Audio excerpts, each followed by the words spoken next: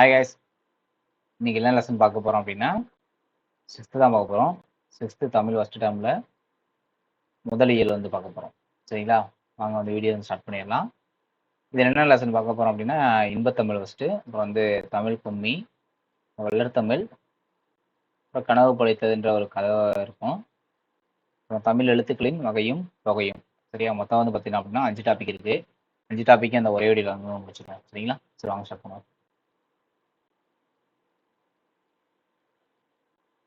First இன்பத்தமிழ். நமது தாய்மொழியாகிய தமிழை தமிழ் இலக்கியங்கள் போற்றுகின்றன. தமிழ் வணக்கம் தற்கால இலக்கிய மரபாக ஆகிவிட்டது. பாரதிதாசன் தமிழை பலவாறாக போற்றுகிறார்.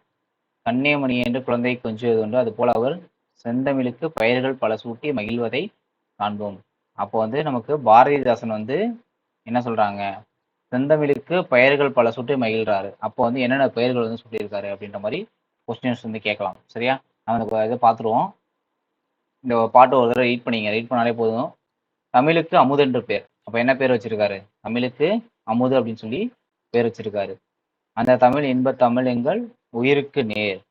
தமிழுக்கு நிலவு என்று பேர். அப்ப அடுத்தது என்ன பேர் வைக்கிறார் அப்படின்னா நிலவு அப்படின்னு சொல்லி ஒரு பேர் வைக்கிறாரு. இன்பத் தமிழங்கள் சமூகத்தின் விளைவுக்கு நீர். தமிழுக்கு மனம் என்று பேர். அடுத்த பேர் பார்த்தீங்கன்னா மனம். தமிழுக்கு அமுதுன்னு வச்சிருக்காரு, அப்புறம் நிலவுன்னு வச்சிருக்காரு, அப்புறம் வந்து மனம்னு பேர் வச்சிருக்காரு. இன்பத் தமிழ் எங்கள் வாழ்வுக்கு நிரூபித்த ஊர்னு சொல்றாங்க. தமிழ் எங்கள் இளமைக்கு பால் போன்றது. இளமைக்கு பால் போன்றது. தமிழ் நல்ல புகழ்மிக்க புலவருக்கு வேல் போன்றது. எங்களோட உயர்வுக்கு வந்து வானம், அதாவது வான் போன்றது. அசதிக்கு தேன் போன்றது அப்படின்னு சொல்றாங்க. ரைட்டா? தமிழ் எங்கள் அறிவுக்கு தோல் போன்றது. இன்பத் தமிழ் எங்கள் கவிதைக்கு வைரத்தின் வாள். இது யார் சொன்னது அப்படின்னா பாரதிதாசன். இன்பத்தமிழ் யார் பாட்டில் எழுதுனது கூட நம்ம கொஸ்டினா கேட்கலாம். சரியா? அடுத்து பாருங்க. அடுத்து நம்ம சொல்லும் போது கம்பல்சரி என்ன பண்ணுவாங்க, எஸ்ஐயோ பிசிடியோ என்ன பண்ணுவாங்க, கம்பல்சரி ஒரு விஷயம் நம்ம வந்து கேட்டுருவாங்க. நம்ம எல்லாமே பார்த்துக்குவோம். நிருமித்த அப்படின்னா உருவாக்கிய அப்படின்னு அர்த்தம். நிருமித்தனா என்னது? உருவாக்கிய. விளைவு அப்படின்னா வளர்ச்சின்னு சொல்றாங்க. சரியா? விளைவுனா என்னது? வளர்ச்சி. அசதி அப்படின்னா சோர்வு. சமூகம்னாலே தெரியும், ஒரு மக்கள் வந்து ஒரு குழுவா இருக்கக்கூடிய பகுதி தான் என்ன சொல்லுவாங்க, சமூகம்னு சொல்லுவாங்க. சரியா? சரி, ரைட்டு. அதுக்கப்புறம் நம்ம ஆல்ரெடி பார்த்தது தான். தமிழுக்கு அவர் என்ன பேர் வச்சா அமுது அப்படின்னு பேர் வச்சிருக்காங்க. தமிழுக்கு நிலவு, தமிழுக்கு மனம், இந்த 3 பேர் இம்பார்ட்டன்ட். தமிழுக்கு அமுது என்ற பேரு, நிலவு என்ற பேரு, மனம் என்ற பேரு. எங்கள் தமிழ் இளமைக்கு பால் போன்றது. அடுத்து வந்து பார்த்தோம்னா புலவர்களுக்கு வேல் போன்றது. இளமைக்கு பால், புலவர்களுக்கு வேல் போன்றது, உயர்வுக்கு வானம் போன்றது. அதாவது வான்னு சொல்லிக்கணும். சரியா? அப்புறம் வந்து சோர்வை நீக்கி ஒளிய செய்யக்கூடிய சோர்வுக்கு வந்து பார்த்தீங்கன்னா தேன் போன்றதுன்னு சொல்றாங்க. அப்புறம் அறிவுக்கு துணை கொடுக்கக்கூடிய தோல் போன்றது. அறிவுக்கு துணை கொடுக்கும் தோல். கவிதைக்கு வைரம் போன்ற உறுதிமிக்க வாள். கவிதைக்கு என்ன வாள் போன்றது அப்படின்னு சொல்றாங்க. ரைட்டா? இதுதான் கொஸ்டின். இதை மட்டும் நம்ம பார்த்தாலே போதும். அடுத்து பாரதிதாசனோட இயற்பெயர் நமக்கு தெரியும், சுப்பு ரத்தினம் அப்படின்னு சொல்லுவாங்க. சரியா? சுப்பு ரத்தினம். பாரதியாரோட கவிதைகள் மீது கொண்ட பற்றின் காரணமா தன்னோட பெயர் வந்து பாரதிதாசன் அப்படின்னு சொல்லி மாத்தி வச்சுக்குவாங்க. சரியா? அடுத்து இதோட கவிதைகள் என்ன சொல்லியிருக்காரு அப்படின்னு பார்த்தீங்கன்னா பெண் கல்வியை பற்றி பேசியிருக்காங்க. பெண் கல்வியை பற்றி முக்கியமாக அந்த புரட்சி கவி அப்படின்னு சொல்லிட்டு ஒரு நம்ம பாடமே கொடுத்துருக்காங்க, 10ஆவதுல இருக்கும். ஸோ அதனால கொடுத்துருப்பாங்க. கைம்பெண் மறுமணத்தை பற்றி பேசியிருப்பாங்க. அப்புறம் பொதுடைமை, பகுத்தறிவு, இந்த மாதிரி ஒரு புரட்சிகரமான கருத்துக்கள்லாம் இவர் வந்து என்ன பண்ணலாம் பாடியிருக்காரு. அதனால இவர் என்ன சொல்லுவாங்க, புரட்சி கவின்னு சொல்லுவாங்க. புரட்சிகரமான கருத்துக்களை பாடினதுனால என்ன சொல்றாங்க அப்படின்னா புரட்சி கவி அப்படின்னு சொல்றாங்க. கூற்றுக்காரணத்தோட கேட்கலாம். பெண் கல்வி, கைம்பெண் மறுமணம், பொது உடைமை, பகுத்தறிவு முதல்ல புரட்சிகரமான கருத்துக்களை பாடுபொருளா பாடினதுனாலதான் அவருக்கு என்னது புரட்சி கவி அப்படின்னு சொல்றாங்க. இந்த பாடல் நம்ம எப்படி ஞாபகம் வச்சுக்கலாம்னா, பகுத்தறிவு இருக்கவன் பொதுவா என்ன பண்ணுவான்னா, பெண்கள் வந்து கல்வி பெற்றிருந்தா போதும், அவங்கள வந்து மறுமணம் செஞ்சுக்கலாம், கைவிடப்பட்ட பொண்ணை வந்து மறுமணம் செஞ்சுக்கலாம் அப்படி ஞாபகம் வச்சுக்கலாம் உங்க பாடலை. சரி, ஓகே ஓகே, இது நல்லா இருக்கு. பகுத்தறிவு உள்ளவன் பெண்கள் படிச்சிருந்தா போதும், அவன் வந்து மறுமணம் பண்ணிக்கலாம் அப்படின்ற மாதிரி. பகுத்தறிவு பெற்றவன் வந்து பொதுவா என்ன பண்ணுவான்னா, பெண்கள் வந்து கல்வி பெற்றிருந்தா போதும், நான் திரும்பி கைவிடப்பட்ட பெண்ணா இருந்தா நான் மறுமணம் செஞ்சுக்கிறேன். ஓகே ஓகே, சூப்பர், நல்லா இருக்குன்னு சொல்லிட்டு நான் வச்ச வேண்டியதான். சரியா? அடுத்து வந்து பார்த்தீங்கன்னா இவர் பாவேந்தர் என்றும் சிறப்பிக்கப்படுகிறார். இது இம்பார்ட்டன்ட். நம்ம தமிழக அரசோட பாவேந்தர் விருதுன்னு சொல்லி கொடுப்பாங்க. சரியா? அப்ப பாவேந்தர் என்றும் சிறப்பிக்கப்படுவர் யாரு? பாரதிதாசன். இந்த பாடம் வந்து பாரதிதாசன் கவிதைகள் என்ற நூல்ல தமிழ் எனும் தலைப்பின் கீழ் அதெல்லாம் நமக்கு வந்து அவ்வளவா இம்பார்ட்டன்ட் இல்லை. இதை மட்டும் பார்த்துட்டா போதும். அடுத்து இந்த பாட்டு. தமிழே உயிரே வணக்கம், தாய் பிள்ளை உறவுமா உனக்கும் எனக்கும், அமிழ்தமே நீ இல்லை என்றால் அத்தனையும் வாழ்வில் கசக்கும் புளிக்கும், தமிழே உன்னை நினைக்கும், தமிழன் என் நெஞ்சம் இனிக்கும் இனிக்கும். யார் சொன்னது அப்படின்னா காசி ஆனந்தன். இது இம்பார்ட்டன்ட். சரியா? ஆனந்தமா பாட்டு போடுறாரு. தமிழே உயிரே வணக்கம், தாய் பிள்ளை உறவுமா உனக்கும் எனக்கும், அமிழ்தமே நீ இல்லைன்னா அத்தனைக்கும் வாழ்வில் கசக்கும் புளிக்கும். என்ன பண்ணாரு? உன்னை நினைக்கிறப்ப நெஞ்சம் வந்து இனிக்கும் அப்படின்னு சொல்லி நான் ஒரு ஆனந்தமா பாட்டு போறாரு. இப்போ ஆனந்தமா பாடுறதுனால காசி ஆனந்தன். முடிஞ்சு போச்சு. சரியா? அடுத்து ஏற்றத்தாழ்வற்ற டேஸ் அமைய வேண்டும்னா இடத்துல சமூகம் தான் அமைய வேண்டும். சமூகம் அப்படின்னா அது ஒரு மக்கள் அடங்கிய ஒரு குழுவை சொல்றது. சரிங்களா? அந்த ஒரு மக்கள் இருக்கக்கூடிய குழுவுல தான் நமக்கு என்ன இருக்கக்கூடாது? ஏற்றத்தாழ்வு இருக்கக்கூடாது. ஃபர்ஸ்ட் கேன்சர் வந்து சமூகம். நாள் முழுவதும் வேலை செய்து கழித்தவருக்கு எப்படி இருக்கும் அப்படின்னா அசதியா இருக்கும். அசதினா என்னது? சோர்வுன்னு நம்ம பார்த்துருப்போம். அசதினா சோர்வு. அடுத்து நிலவு பிளஸ் என்று அப்படின்றது என்ன? எப்படி எழுதலாம்? நிலவென்று. ஆப்ஷன் பி தான். நிலவு பிளஸ் என்று நிலவென்று. தமிழ் பிளஸ் எங்கள் என்பதனை சேர்த்து எழுதுவது தமிழ் பிளஸ் எங்கள்னா தமிழங்கள். இங்க இருக்கு ஆப்ஷன் பில இருக்கு தமிழங்கள். சரியா? அடுத்து அமுதென்று. அமுது பிளஸ் என்றுன்னு வரும். அப்போ ஆப்ஷன் இதுக்கும் என்னது? நமக்கு பி தான். அமுது பிளஸ் என்று. செம்பயிர் அப்படின்னா என்ற சொல்லை பிரித்தெழுத கிடைப்பது. செம்பயிர்னா செம்மை கூட்டல் பயிர், மை வரணும். இப்போ செம்மை கூட்டல் பயிர்னா ஆப்ஷன் ஏ. அடுத்து பாருங்க, விளைவுக்கு நீர் போன்றது. விளைவுக்கு நீர் போன்றது. அறிவுக்கு தோல் கொடுக்கணும். அறிவுக்கு தோல் போன்றது. இளமைக்கு பால் போன்றது. புலவருக்கு வேல் போன்றது. சரியா? இதை ஞாபகம் வச்சுக்கணும். அறிவுக்கு நீர் போன்றது, சரி, விளைவுக்கு நீர் போன்றது. அறிவுக்கு தோல் கொடுக்கணும். இளமைக்கு பால் போன்றது. புலவருக்கு வேல் போன்றது. இது உயர்வுக்கு வானம் போன்றது. அதை இங்க விட்டுருக்காங்க. செடி அழுகிக்க நீர் விடணும். அறிவா இருக்கணும்னா தோலை தட்டி குடிச்சு படுறான்னு சொல்லணும். இளமையில இருக்கும்போது பால் குடிக்கணும். புலவர் வந்து வேலை தூக்கிட்டு காட்டுக்குள்ள போவாரு. சரி, ரைட்டு. இந்த மாதிரி கூட நம்ம ஞாபகம் வச்சுக்கலாம். ரைட்டா? அடுத்து ஒத்த ஓசைகள் முடியும் சொற்கள் வந்து ஏய்புன்னு சொல்லுவாங்க. பேர், நேர், இதெல்லாம் தான் ஏய்பு. ஒரே ஓசையில முடியுதா? ஒத்த ஓசையில முடியும்னா ஒரே லெட்டர்ல முடியும். அதை என்ன சொல்லலாம்? பேர், நேர்லாம் சொல்லலாம். ரைட்டா? சரி, ஓகே, அவ்வளோதான். அடுத்து தமிழ் கும்மி. சரியா? அடுத்து வந்து தமிழ் கும்மி யார் அப்படின்னா பாவலரேறு. பாவலரேறு பெருஞ்சித்திரனால தான் இந்த பாட்டை வந்து எழுதியிருப்பாரு. சரி, ஓகே, என்ன சொல்றாங்க அப்படின்றது நம்ம பார்த்துருவோம். அடுத்து வந்து பார்த்தீங்கன்னா இந்த பாட்டு வந்து பெரிய விஷயம் இல்லை, இது கொஞ்சம் ஈஸியாக தான் இருக்கும். கொட்டுங்கடி கும்மி கொட்டுங்கடி இளங்கோதையரே கும்மி கொட்டுங்கடி. கும்மி அப்படின்னு வந்துட்டாலே யார் நமக்கு? பாவலரேறு பெருஞ்சித்திரனார். சரியா? ஏழு மெட்டு திசையிலும் செந்தமிழின் புகழ் எட்டிடவே கும்மி கொட்டுங்கடி. ஊழி பல நூறு கண்டதுவாம் அறிவு ஊற்றென்னும் நூல் பல கொண்டதுவாம் பெரும் ஆளி பெருகி. சும்மா நீ பாட்டை ரீட் பண்ணிட்டாலே போதும், வேற எதுவும் தேவையில்ல. கொஸ்டின் வந்து பார்த்தோம் அப்படின்னா இங்கே தான் கொஸ்டின் இருக்கு. சொல்லும் முறையில் தான் கொஸ்டின் கேட்பாங்க. ரைட்டா? என்ன கொஸ்டின்னா, ஆலினா தெரியும் கடல். ஆழி பெருக்குனா கடல் கோல்னு அர்த்தம். சரி, ஆலினா கடல், ஆழி பெருக்குனா கடல் கோல். மேதினினா உலகம். மேதினி அப்படின்னா அது உலகம். ஊழி அப்படின்னா நீண்டதொரு காலப்பகுதி. சரியா? இதுவும் ஒன்று கேட்பாங்க. ஊழ்னா என்ன அர்த்தம் அப்படின்னா முறைன்னு அர்த்தம். சாரி, ஊழ்னா வந்து பார்த்தீங்க அப்படின்னா முறைன்னு அர்த்தம். இங்க என்ன சொல்றாங்க அப்படின்னா ஊழி. ஊழி அப்படின்னா நீண்டதொரு காலப்பகுதி, ஒரு காலத்தை குறிக்கக்கூடிய ஒரு சொல்லு. உள்ள பூட்டு அப்படின்னா உள்ளத்தோட அறியாமையை பத்தி பேசக்கூடியது. உள்ள பூட்டு அப்படின்னா என்னது? நம்ம உள்ளத்தை மனசுக்குள்ள இருக்கக்கூடிய ஒரு அறியாமையை பத்தி உள்ள வந்து பூட்டி இருக்கு அப்படின்னு சொல்றாங்க. ரைட்டா? அடுத்து வந்து பார்த்தோம் அப்படின்னா பாடலோட பொருள்லாம் நீங்க எவ்வளோ சும்மா ரீட் பண்ணி பார்த்தேன், அதில் கொஸ்டின் இருக்காது. நம்ம நூல் வழியை பார்த்துருவோம். இப்ப பாவலரேறு பெருஞ்சித்திரனார், இவரோட இயற்பெயர் வந்து பார்த்தீங்கன்னா மாணிக்கம். சரியா?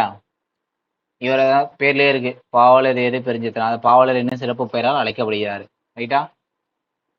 இதில் வந்து பார்த்தோன்னா இவர் எழுந்த நூல் வந்து கனிச்சாறு, கொய்யாகனி, பாவிய கொத்து, நூறாசிரியம். இந்த நூல்லாம் வந்து எழுதியிருக்காரு. சரியா? இது எப்படி நம்ம ஷார்ட்கட் ஞாபகம் வச்சுக்கலாம்னா, மாணிக்கம் அப்படின்ற பேர் என்ன அப்படின்னா மாணிக்கம் ஜூஸ் கார்னர். சரியா? மாணிக்கம் ஜூஸ் கார்னர் கடை பேரு இதுதான். சரியா? ஏன் மாணிக்கம் ஜூஸ் கார்னர் அப்படின்னா, இவர் ஜூஸ் போடுறதுல பார்த்தீங்கன்னா பெருஞ்சித்தனா இருக்காரு. சரியா? அதான் பெருஞ்சித்திரனார். ஜூஸ் அப்படின்னாலே என்னது நமக்கு டேரெக்டாக வந்துடணும். பெருஞ்சித்தன் யார் அப்படின்னா ஜூஸ் சென்டர். ஜூஸ் சென்டரில் யார் ஜூஸ் போடுற சித்தன் யார் வேணா மாணிக்கம் ஜூஸ் சென்டர். அவர் ஜூஸ் எப்படி போடுவார் அப்படின்னா கனிகள் வச்சு தான் போடுவார். இப்போ கனி என்ன மாதிரியான கனி அப்படின்னு பார்த்தீங்கன்னா கொய்யா கனி தான் எடுத்துக்குவார். கொய்யா கனியை 1-2லாம் போட மாட்டார். எப்படி போடுவார்? கொத்து கொத்தா அள்ளி போடுவார். சரியா இல்லையா? கொத்து கொத்தா அள்ளி போடுறாரு. அந்த மாதிரி கொத்து கொத்தா அள்ளி போடுறப்ப போட்டு யாருக்கெல்லாம் கொடுப்பாரு ஜூஸ் அப்படின்னு பார்த்தீங்கன்னா ஒரு 100 ஆசிரியர்கள் கொடுப்பாரு. ஏன்னா இவரே ஒரு சித்தனா இருக்காரு. ஜூஸ் போடுறதுல ஒரு சித்தன். கனியை போடுறாரு. என்ன கனினா கொய்யா கனி போடுறாரு. கொத்து கொத்தா அள்ளி போடுறாரு. பாவிய கொத்து. அதான் கொத்து கொத்தா அள்ளி போட்டு யாருக்கு கொடுக்குறாங்க கேட்டீங்கன்னா நூறாசிரியம். 100 ஆசிரியர்களுக்கு வந்து கொடுக்குறாரு. அதான் நூறாசிரியம். இதுதான் நூல் பேர்கள். அடுத்து பார்த்தோன்னா நிறைய இதழ்களை வந்து இவர் வந்து நடத்தியிருக்காருப்பா. என்ன அப்படின்னு பார்த்தீங்கன்னா தென்மொழி, தமிழ் சிட்டு, தமிழ் நிலம். இவரோட கடை எங்க இருக்கு அப்படின்னு தான் தமிழ் நிலத்துல தான் இருக்கு. ஓகேவா? இவரோட கடை எங்க இருக்குன்னா தமிழ் நிலத்துல தான் இருக்கு. இப்போ தமிழ்ன்றது நமக்கு நல்லாவே தெரியும். தென் சைடு உள்ள மொழி. சரியா? தென் சைடு உள்ள மொழி தான் என்னது? தமிழ் மொழி. அங்கதான் தமிழ் நிலம் இருக்கு. ஜூஸ் கார்னர்லாம் அங்கதான் இருக்கு. இப்போ தமிழ் நிலம், தமிழ் சிட்டு. ஓகேவா? அதெல்லாம் இப்படி கூட நான் வச்சுக்கலாம். இந்த ஜூஸை குடிச்ச ஆசிரியர்கள் என்ன பண்ணுவாங்க? சிட்டா பறந்து போயிடுவாங்க அப்படின்னு நான் வச்சுக்கலாம்.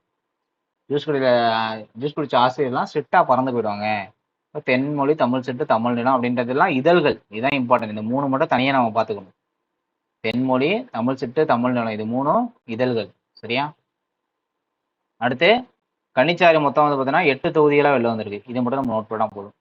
கனிச்சாறு மொத்தம் 8 தொகுதிகளாக வெளில வந்திருக்கு. அடுத்து பார்த்தீங்கன்னா தோன்றின்னு வந்தாலே யாரு? வாணிதாசன் தான். ஓகேவா? தோன்றினாலே என்னது? வாணிதாசன் தான். நம்ம தூங்கும் போது என்னது? வாணி தோன்றிக்கிட்டே இருக்கும்ல, அப்போ அப்படின்னு தான் வச்சு அவ்வளோதான், முடிஞ்சு போச்சு. தோன்றினா வாணிதாசன். வான் தோன்றி, ஒளி தோன்றி, நெருப்பு தோன்றி, மண் தோன்றி, மலைகள் தோன்றி அப்படின்னாலே அது வாணிதாசன் தான். எல்லா லைன்லயும் தோன்றின்ற வார்த்தை இருக்கு. சரியா? அப்படி நான் வச்சுக்கலாம். அடுத்து இங்க உப்பாக்கு தமிழ் மொழியில் படைத்தா மேன்மை அடையலாம். சரியா? தமிழ் மொழியில் படித்தா மேன்மை அடையலாம். தகவல் தொடர்பு முன்னேற்றத்தினால் மேதினி சுருங்கி விட்டது. மேதினின்னா அது உலகம். சரியா? மேதினி அப்படின்னா உலகம். செந்தமிழ் அப்படின்னா செம்மை கூட்டல் தமிழ். இந்த இருக்கு லாஸ்ட் டி ஆப்ஷன். செந்தமிழ்னா செம்மை கூட்டல் தமிழ். பொய்யகற்றும் அப்படின்னா பொய் பிளஸ் அகற்றும். Option A. பொய் கூட்டல் அகற்றும், பொய்யகற்றும். பாட்டு பிளஸ் இருக்கும் அப்படின்னா பாட்டு இருக்கும். Option A. பாட்டு பிளஸ் இருக்குன்னா பாட்டு இருக்கும். 8 பிளஸ் திசை இத்து வரணும் பாடையில. 8 திசை. 8க்கும் 10க்கும் கண்டிப்பா வழி நம்பிக்கும். சரியா? 8 பிளஸ் திசைனாலும் வழி நம்பிக்கும், 10 பிளஸ் திசைனாலும் வழி நம்பிக்கும். இப்போ 8 திசைனா இத்து வரணும். சரியா? வேற எந்த ஒரு திசை பேருக்கு முன்னாடியும் 8, 10 அப்படின்ற எண்ணு பேருக்கு முன்னாடி வரக்கூடாது அப்படின்னா. சரியா? அடுத்து பார்த்தீங்கன்னா வளர்த்தமிழ். ஓகே, இந்த லெசன் பார்த்துருவோம். இதில் வந்து நம்ம எக்ஸாம் பாயிண்ட் ஆஃப் வியூவில் மட்டும் பார்த்தாலே போதும். சும்மா வளன்னு போட்டு எல்லாத்தையும் பார்க்காம எக்ஸாம் பாயிண்ட் ஆஃப் வியூவில் நம்ம பார்த்துட்டு போனாலே நமக்கு போதுமானதாக இருக்கும். சரியா? சரி, ஓகே, கீழே வந்துடலாம்.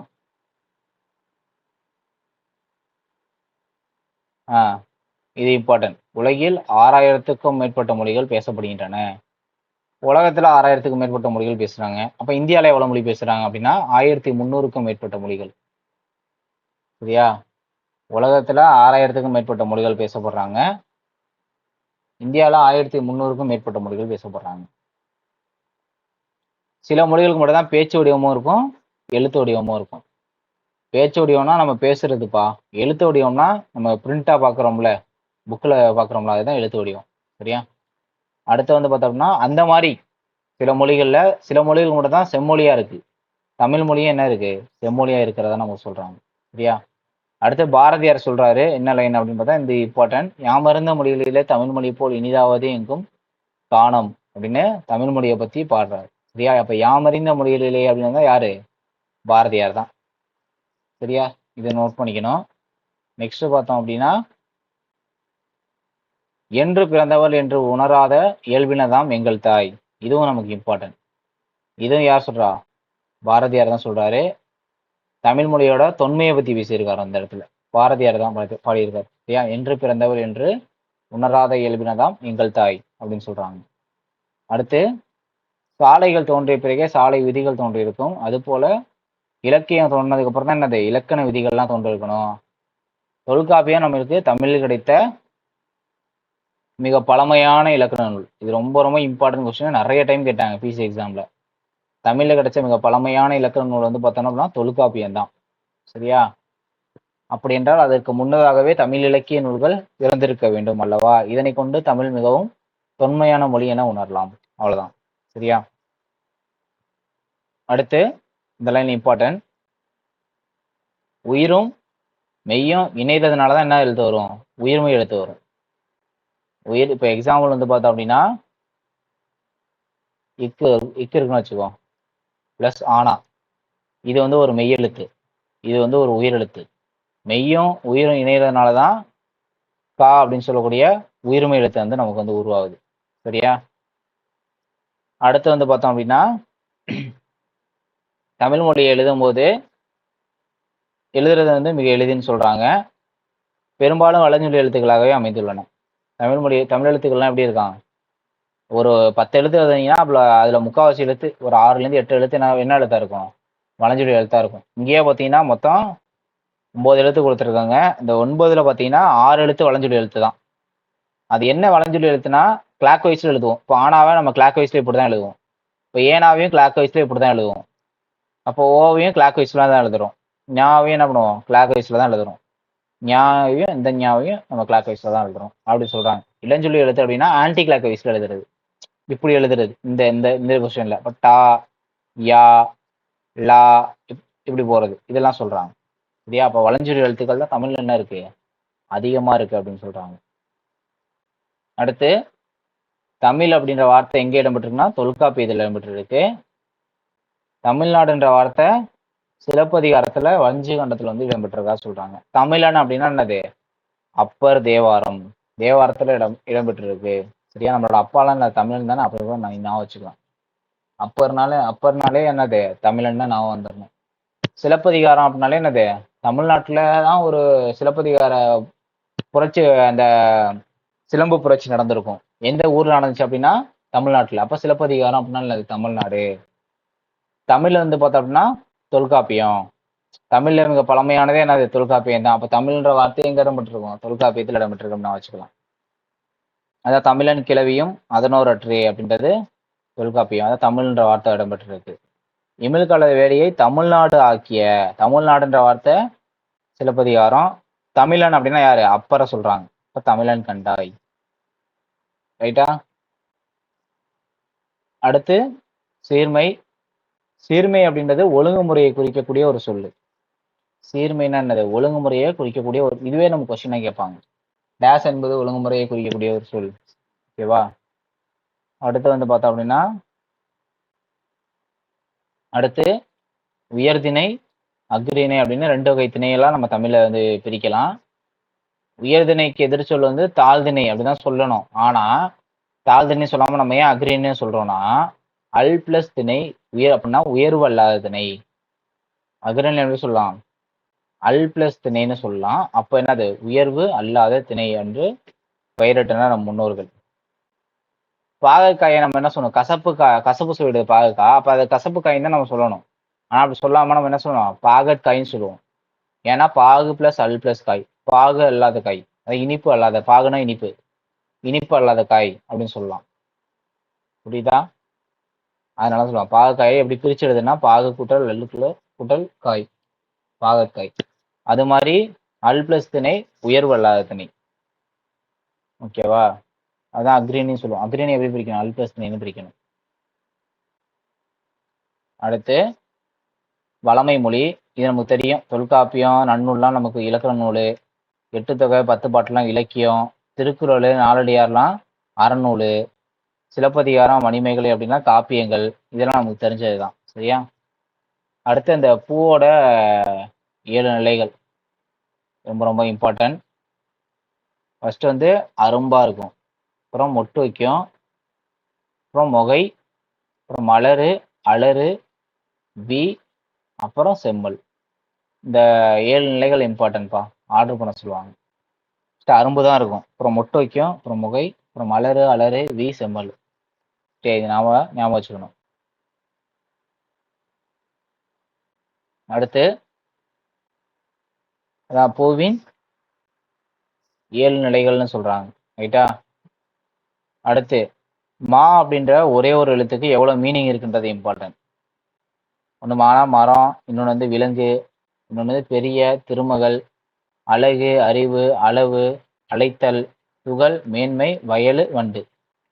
இவ்வளவு பேர் இருக்கு. மா அப்படின்ற ஒரே ஒரு வார்த்தைக்கு என்னது இவ்வளவு பேர் இருக்கு. சரியா? மரம், விலங்கு, பெரிய, திருமகள், அழகு, அறிவு, அளவு, அழைத்தல், துகள், வயல், மேன்மை, வண்டு. அடுத்து இந்த இடம் தமிழ் தெரியும். தமிழுக்கு முத்தமிழ்ன்ற பேர் இருக்கு. இயல் தமிழ் வந்து என்னத்தை வெளிப்படுத்தும்? இசை தமிழ் உள்ளத்தை வந்து மகிழ்விக்கும். இசை கேட்டாலே எப்படி இருக்கும்? உள்ளம் வந்து கொஞ்சம் மகிழ்ச்சியா இருக்கும். ஸோ அதனால இசை தமிழ் உள்ளத்தை மகிழ்விக்கும். நாடக தமிழ் உணர்வில் கலந்து வாழ்வின் நிறை குறைகளை சுட்டி காட்டும். நாடகம்னாலே போதும். நாடகம் பார்க்கலன்னா முக்காவாசி பேர் வீட்டில் சண்டையே வரும். அப்போ வாழ்வோட நிறை குறைகள்லாம் அதெல்லாம் சுட்டி காட்டுவாங்க. ஸோ அதனால அதுல சண்டை வரும் அப்படின்னு சொல்லுவாங்க. அதனால இந்த பத்திர சண்டை போடுறாங்க, வீட்டில் சண்டை போட்டுட்டு இருப்பாங்க. ரைட்டா? ஸோ அப்படி நான் வச்சுக்கலாம். அடுத்து தமிழ்ல வந்து பல வகையான இலக்கிய வடிவங்கள் வந்து உருவாகுது. இப்போ எக்ஸாம்பிள் பார்த்தீங்கன்னா செய்யுள், கவிதை, புதுக்கவிதை, துளிப்பா, இதெல்லாம் வந்து பார்த்தீங்கன்னா கவிதை வடிவம். ஓகேவா? கவிதை வடிவம் தான் செய்யுள், கவிதை, புதுக்கவிதை, துளிப்பா. இந்த கட்டுரை, புதினம், சிறுகதைலாம் உரைநடை வடிவம். கட்டுரை எழுதுனது புதினமா இருக்கட்டும், சிறுகதையா இருக்கட்டும், உரைநடை வடிவம். இப்போ அறிவியல் தமிழ், கணினி தமிழ்லாம் வளர்ந்து கொண்டு வருது. அடுத்து இந்த பாக்ஸ் ரொம்ப ரொம்ப இம்பார்ட்டன்ட்பா. வெரி வெரி இம்பார்ட்டன்டான ஒரு பாக்ஸு. இதெல்லாம் என்ன சொல்லுவோம்? ஆள் இலை, அரச இலை, மா இலை, பலா இலை, வாழை இலைன்னு சொல்லுவோம். ஆள் இலை, அரச இலை, மா இலை, வாழை இலை, பலா இலை. அகத்திக்கீரை, பசலைக்கீரை, முருங்கைக்கீரைன்னு சொல்லுவோம். சரியா? அது மாதிரி இங்கே அருகம்புல்லு, கோரப்புல்லுன்னு சொல்லுவோம். நெல்லு தாள், வரகு தாள். நான் வச்சுக்கோங்க. நெல்லு தாள், வரகு தாள். அடுத்து மல்லி அப்படின்னா மல்லித்தலை. வீட்டில் பயன்படுத்தவங்களாம் மல்லித்தலை அது. அடுத்து சப்பாத்திகள்லையும் மடல் தான், தாளையும் மடல் தான். சப்பாத்திகள்லையும் என்னது மடல்னு சொல்றாங்க. இன்னொன்று நெக்ஸ்ட் வந்து பார்த்தீங்கன்னா தாளை அப்படின்னாலும் அது மடல் தான். கரும்பு அப்படின்னாலும் தோகை, நாணல்னாலும் தோகை தான். ஆளை இலை, அரச இலை, மா இலை, பலா இலை, வாழை இலை, அகத்திக்கீரை, பசலைக்கீரை, முருங்கைக்கீரை, அருகம்புல்லு, கோரப்புல்லு. அப்புறம் நெல்லு தாள், வரகு தாள், மல்லித்தலை, சப்பாத்திகள்ளி மடல், தாளை மடல். கரும்பு, நாணலும் பார்த்தீங்கன்னா தோகை. பனை ஓலை, தென்னை ஓலை. அடுத்து கமுகுனா பாக்குன்னு சொல்லுவாங்க. எல்லாம் அதோட இது வந்து கூந்தல். சரியா? அடுத்து பார்த்தீங்கன்னா அடுத்து இதுலலாம் வந்து பார்த்தீங்கன்னா பெருசா ஒன்றும் இல்லை. இந்த ஒரே ஒரு லைன் மட்டும் நோட் பண்ணிங்க. இதுல என்ன அப்படின்னா, மொழியை கணினியில பயன்படுத்த வேண்டுமெனில் அது எண்கள் அடிப்படையில் வடிவமைக்கப்பட வேண்டும். இது மட்டும் கொஸ்டின். அது எண்களின் அடிப்படையில வடிவமைக்கப்பட வேண்டும். சரியா? இது இம்பார்ட்டன்ட். அதுக்கப்புறம் இந்த தமிழ் எழுத்து கண்டிப்பா ஒரு கொஸ்டின் கேட்டுருவாங்கப்பா. 1னா கா நான் வச்சுங்க, 10னா கா 0. இது மட்டும் நான் வச்சுங்க. ஓகேவா? அடுத்து 5னா ரூ. ஓகேவா? இது நடுவில் அர்த்தம் மட்டும் போதும். ஃபர்ஸ்ட்னா கா, லாஸ்ட்னா கா 0, நடுவில் 5னா ரூன்னு அர்த்தம். 5க்கு முன்னாடி போட்டீங்கன்னா சூன்னு வச்சுங்க. இதை 6 அப்படின்னா அடுத்த நம்பர்னா சூன்னு நான் வச்சுக்கணும். இது சூ, இது சூ. இப்போ 5னா ரூ. சரியா? இது மட்டும் நான் வச்சுட்டா நமக்கு 7லாம் ஈஸி தான். 7னா ஏன்னு வரும். 7னா ஏன்னு இப்படி தான் எழுதுவீங்க. ஆனால் இதோட ஸ்டாப் பண்ணிடணும். ஓகேவா? 8னா ஆ. ஓகேவா? அடுத்து 9னா இந்த மாதிரி சொல்றாங்க. 2னா 2 நம்ம இப்படி தானே எழுதுவோம். அப்போ 2 அப்படின்னா 2 அப்படியே எழுதிருங்க. மாற்றவே கூடாது, அப்படியே எழுதிருங்க. அடுத்து 3னா ஞா போட்டுரு அப்படின்னு போட்டுறாங்க. சரியா? இந்த மாதிரி எழுத்துக்கள்லாம் ஞாபகம் வச்சுக்கணும். சரியா? நெக்ஸ்ட் போலாமா? சரி, ஓகே. அடுத்து இது வந்து நம்ம ஷார்ட்கட் இருக்குப்பா. சரியா? என்ன ஷார்ட்கட்னா, வேளாண்மை பண்றவங்க எல்லாமே என்ன விடுவான்? காலியா விடுவோம். வேளாண்மை பண்ற எல்லாமே காலியா விடுவாங்க கலித்தொகை. ஆனா அதை என்ன பண்ணுவாங்கன்னா திரும்ப திரும்ப பண்ணிட்டே இருப்பாங்க. இப்போ திருக்குறள். சரியா? வேளாண்மை பண்றவங்க எல்லாமே என்னது காலியா போயிடுவான் கலித்தொகை. ஆனா அதை திரும்ப திரும்ப பண்ணிட்டே இருப்பாங்க. உழவர் அப்படின்னு எடுத்துக்கிட்டாலே நீங்க யார் உழவர்கள் எல்லாருமே நல்லவர்களா தான் இருப்பாங்க. நல்லவர் தான்.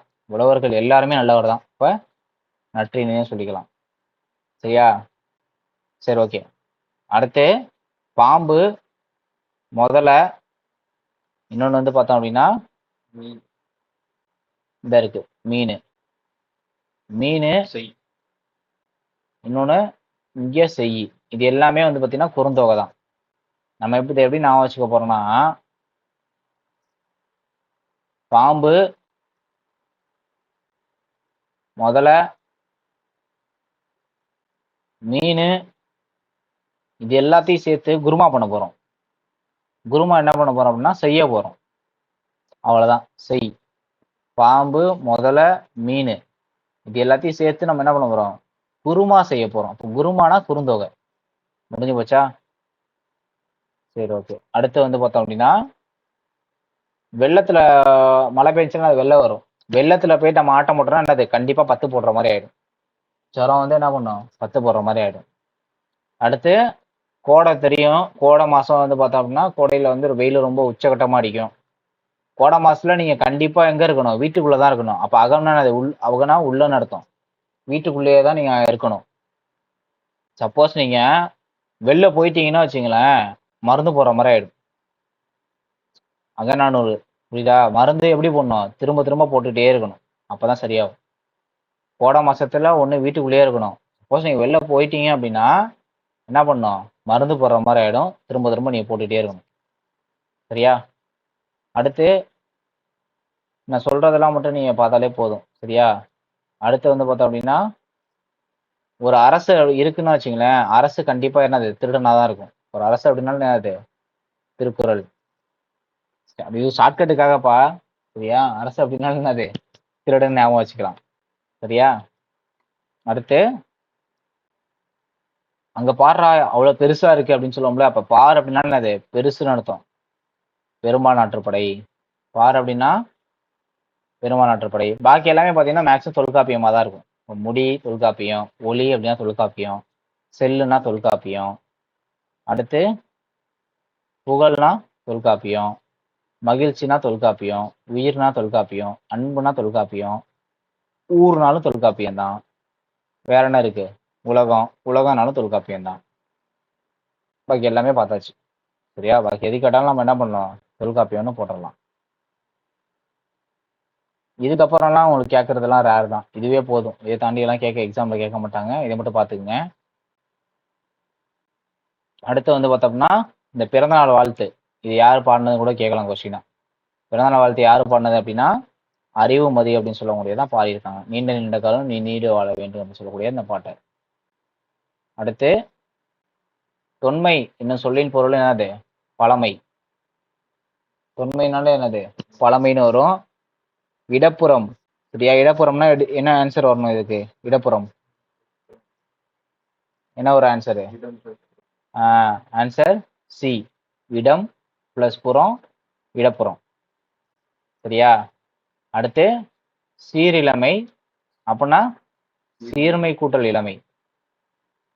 ஆப்ஷன் பி வரும். சீர்மை கூட்டல் இளமை. இடப்புறம்னா இடம் பிளஸ் புறம்.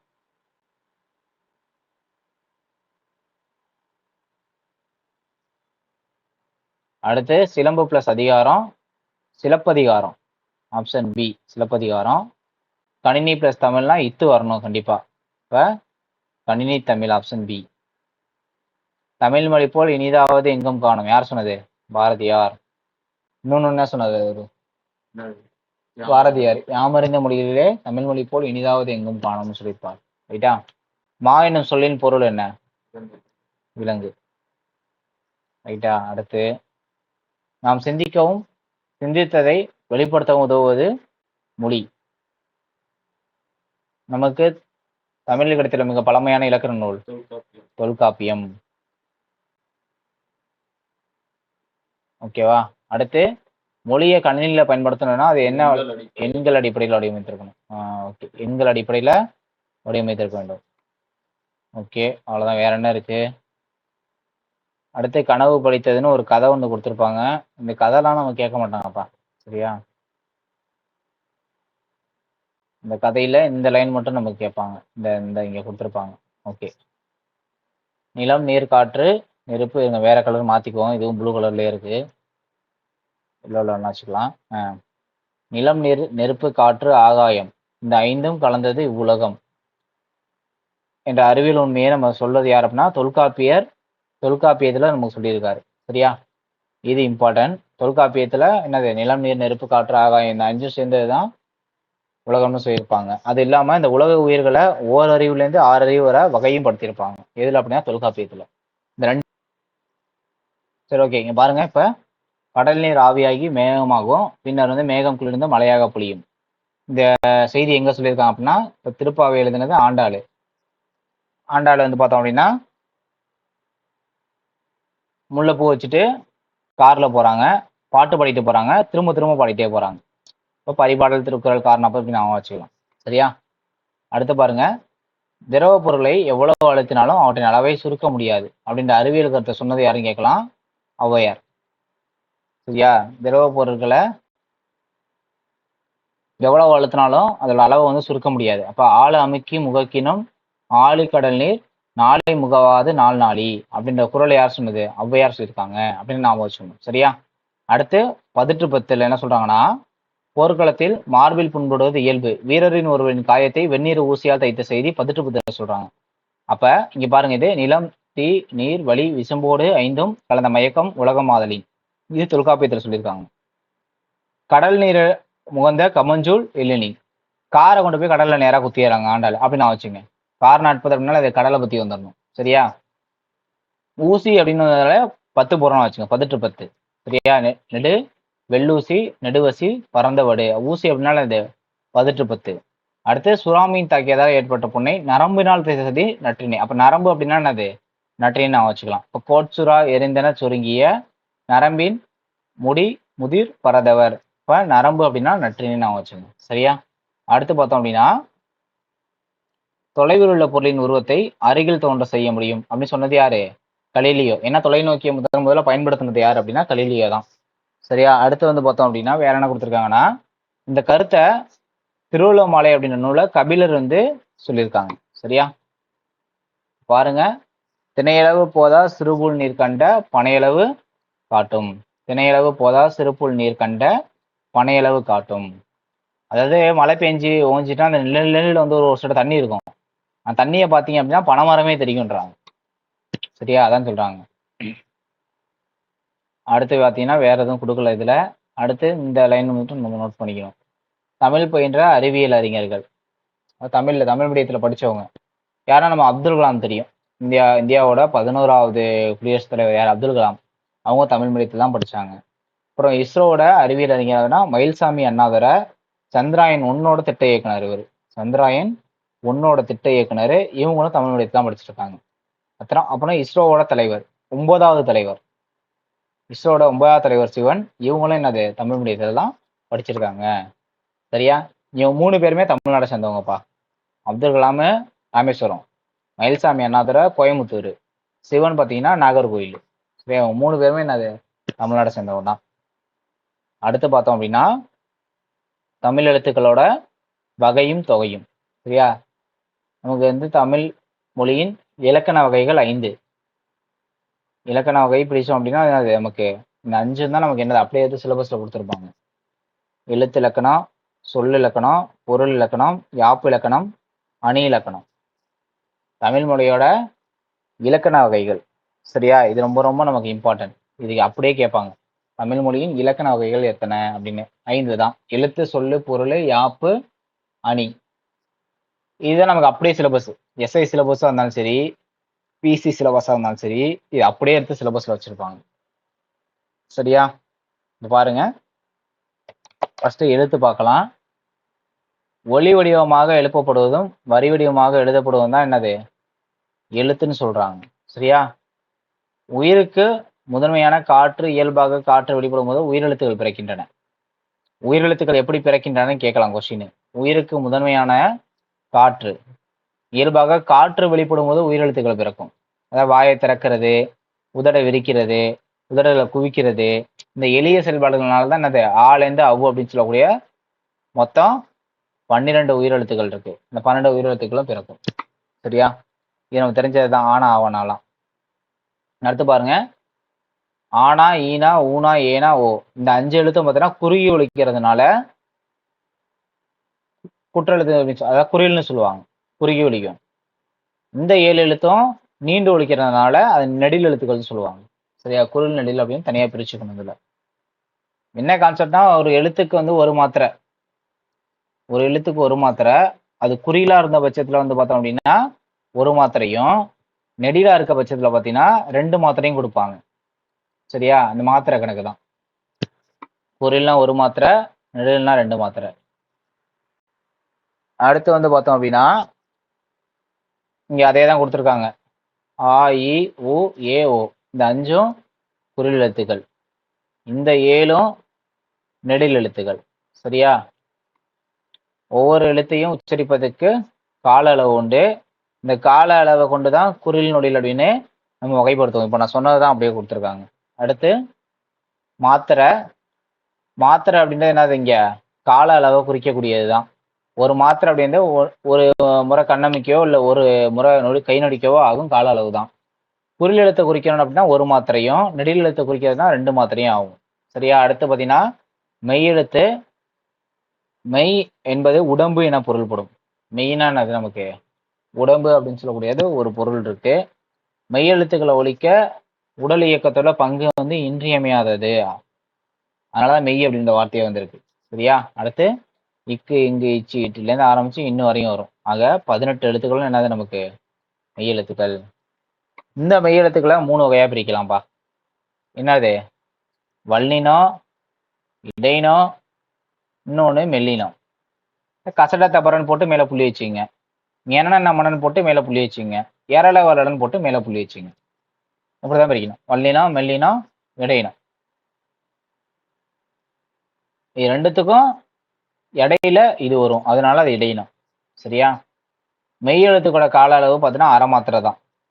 மெய்யெழுத்துக்களோட கால அளவு அரை மாத்திரை. அடுத்து பாருங்க, இந்த இக்கு இங்கு இச்செல்லாம் பார்த்தோம் அப்படின்னா வன்மையா ஒலிக்கும். அதனால வல்லினம் சொல்றாங்க. இது வந்து மென்மையா ஒலிக்கிறதுனால மெல்லினம் சொல்றாங்க.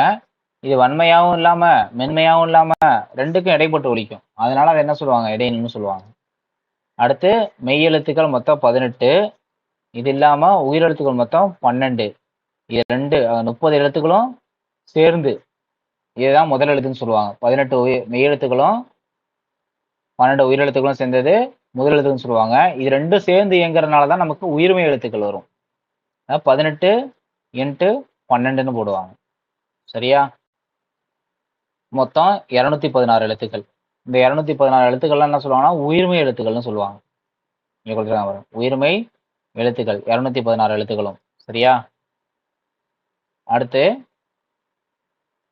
மெய்யோட இப்போ நான் எக்ஸாம்பிள் வந்து மெய் எடுத்துக்கிறேன். இக்குன்னு ஒரு வார்த்தை எடுத்துக்கிறேன். மெய்யோட உயிர்குறில். உயிர்குறில் அப்படின்னா உயிரெழுத்து ஆனா எடுத்துக்கிறேன்.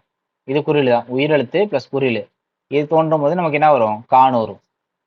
அப்ப நமக்கு வரதும் உயிர்மெய் குறில் தான் வரும். இது வந்து ஒரு உயிர்மெய். இது என்ன எழுத்து? பிளஸ் குறில் எழுத்து தான். அடுத்து என்ன சொல்றாங்கன்னா ஒரு மெய்யுடன் அதே மாதிரி இக்கு எடுத்துக்கிறேன். ஒரு மெய்யுடன் உயிர் நெடில். உயிர் நெடில்னா ஆவண்ணா சேர்ந்துச்சுன்னா கான்னு வரும். அப்ப இது என்ன வருது? நமக்கு உயிர்மெய் நெடிலா வரும். இத உயிர்மெய் குரில், உயிர்மெய் நெடில் நம்ம 2 வகையா பிரிக்கலாம். சரியா? அடுத்து பார்த்தீங்கன்னா ஆயுத எழுத்து. தமிழ் மொழியில உயிர்மெய் எழுத்துக்கள் தவிர தனி எழுத்து ஒண்ணு இருக்கு. அது என்ன எழுத்துன்னு பார்த்தீங்கன்னா இக்கு தான். அது ஆயுத எழுத்து. இது வந்து தனியா ஸ்பெஷல். ஆயுத எழுத்து குறிக்க கால அளவு பார்த்தீங்கன்னா அரை மாத்திரை தான். சரியா? இது இம்பார்ட்டன்ட். மெய்யெழுத்துக்கு ஆல்ரெடி மாத்திரை சொல்லியிருப்பேன்னு நினைக்கிறேன். மெய்யெழுத்துக்கு பார்த்தீங்கன்னா அரை மாத்திரை தான். சரி, ஓகே. இப்போ நான் இது நம்ம ட்ரை பண்ணுவோமா? கபிலருக்கு இது 1, இது 1, இது 1, இதுக்கு அரை மாத்திரை. அப்போ மொத்தம் 3 மாத்திரை. சரியா? உயிரெழுத்தில் தொடங்கும் 2 மாத்திரை அளவுள்ள சொல். உயிரெழுத்துல தொடங்கக்கூடிய 2 மாத்திரை உள்ள அளவுள்ள சொல்லு சொல்லுங்க. அது சொல்லலாமா? அது சொல்லலாம். சரியா? உயிரெழுத்துல தானே தொடங்குது. இப்போ இதுக்கு ஒரு மாத்திரை, இதுக்கு ஒரு மாத்திரை, 2 மாத்திரை முடிஞ்சு போச்சு. 2 மாத்திரை அளவுள்ள ஓரெழுத்து சொல். 2 மாத்திரை இருக்கணும். அப்ப ஆவண்ணா இது ஓரெழுத்து சொல் முடிஞ்சிச்சு. 2 மாத்திரை. ஓகேவா? இதெல்லாம் சொல்லலாம். ஆயுத எழுத்து இடம்பெறும் 2 மாத்திரை அளவுல சொல். அஃது. ஆயுத எழுத்து இடம்பெறக்கூடிய 2 மாத்திரை சொல்லு. இது 2 மாத்திரை. புரியுதா? எப்படி சொல்லலாம்? அடுத்து பார்த்தோம் அப்படின்னா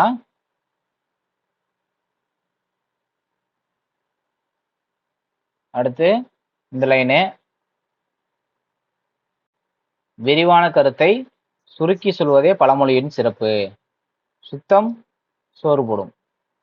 சரியா? இதுக்கு என்ன மீனிங்னா சுத்தம் வந்து சோறு போடும் சொல்றாங்க. அப்ப சுத்தம் நோயற்ற வாழ்க்கையை தரும். உடல் நலமே உழைப்புக்கு அடிப்படை. உழைத்து தேடிய பொருளால் உணவு, உடை, உறைவிடம் ஆகியவற்றை பெறுகிறோம். இவை அனைத்துக்கும் எது அடிப்படை? சுத்தமே அடிப்படை அப்படின்னு சொல்லி முடிக்கிறாங்க. சரியா? சுத்தம் சோறு போடும் சொல்லிட்டாங்க. இது வந்து ஒரு பழமொழி. சுத்தம் தான் நமக்கு என்னது? நோயற்ற வாழ்க்கையை வந்து கொடுக்கக்கூடியது. உடல் நலமே உழைப்புக்கு அடிப்படை. உழைத்து தேடிய பொருளால் உணவு, உடை, இருப்பிடம் ஆகியவற்றை பெறுகிறோம். இவை அனைத்துக்கும் சுத்தம் தான் அடிப்படை. பழமொழியோட சிறப்பு சுருங்க சொல்வது. சுருங்க சொல்வது பழமொழியோட சிறப்பு. நோயற்ற வாழ்க்கையை தருவது என்னது? நோயற்ற வாழ்க்கையை தருவது உடல் நலம். நோயற்ற வாழ்வை தருவது உடல் நலம். உடல் நலமே உழைப்புக்கு அடிப்படை. உழைப்புக்கு அடிப்படையே அது உடல் நலம் தான். அடுத்து வந்து பார்த்தோம் அப்படின்னா இது என்ன சொல்லுவாங்க? எங்க ஸ்கூல்லன்னு சொல்லக்கூடாது. எங்க பள்ளியில் சுற்றுலா கூட்டிட்டு போறாங்க. ஓகேவா? கூட்டிட்டு கூட சொல்லக்கூடாது நினைக்கிறேன். அழைத்து போறாங்க அப்படின்னு தான் சொல்லணும். ஓகே. பெற்றோரிடம் பர்மிஷன் லெட்டர் வாங்கி வர சொன்னாங்க. பர்மிஷன் அனுமதி கடிதம். அனுமதி கடிதம் வாங்கி வர சொன்னார்கள். அப்படிதான் வரும். சரியா? அடுத்து வந்து பார்த்தோம் அப்படின்னா இதுதான் ரைட்டு. இந்த மாதிரி தான் எழுதணும். இனிஷியலாக என்ன பண்ணும்? தமிழில் தான் எழுதணும். பேர் தமிழில் தான் எழுதணும். அந்த மாதிரி தான் எழுதணும். சரியா? அடுத்து பார்த்தோம்னா வேற என்ன இருக்கு?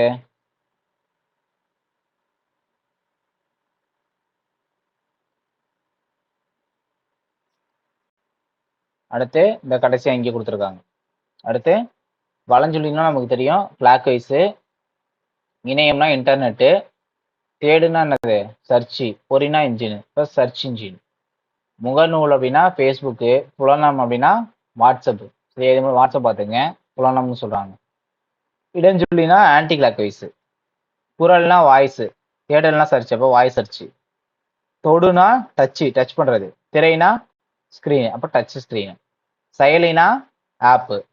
மின் அஞ்சல்னா என்னது? அஞ்சல்னாலே மெயில் தான். அப்போ மின்னஞ்சல்னா இமெயில். ஓகேவா? முடிஞ்சு போச்சு. சரியா? இதோட பார்த்தீங்கன்னா நமக்கு ஒரு இயல் கம்ப்ளீட் ஆகுது. ஓகே, நம்ம வந்து செகண்ட் வீடியோவில் வந்து பார்த்தீங்கன்னா நம்ம 2வது இயல் வந்து கம்ப்ளீட் பண்ணலாம். சரிங்களா? தேங்க்யூ.